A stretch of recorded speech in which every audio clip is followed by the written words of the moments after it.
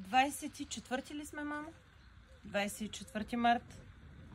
Гадно е, дъждовно навънка, студено и мама плаче. Сега ще ви покажа защо. Подрязвам си сурфините и давам ви една тайна. Как сурфините ви да бъдат изключително красиви и много, много обилно цъфтящи през цялото лято. Сега е момента, който вече има сурфини, да плаче. Да започва да плаче. Пъпките, крайните, изрязваме ги. Снимай, мамо, добре.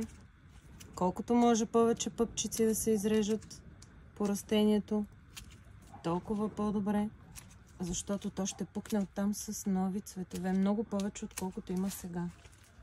Това е прекрасен момент, в който може да оформите растението такова, каквото вие искате да расте.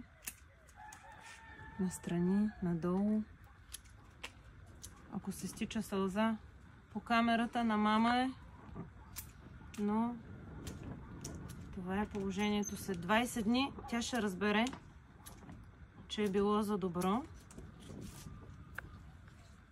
и ще ви пусне пост какво се е случило с тази сурфиня и колко по-красива е.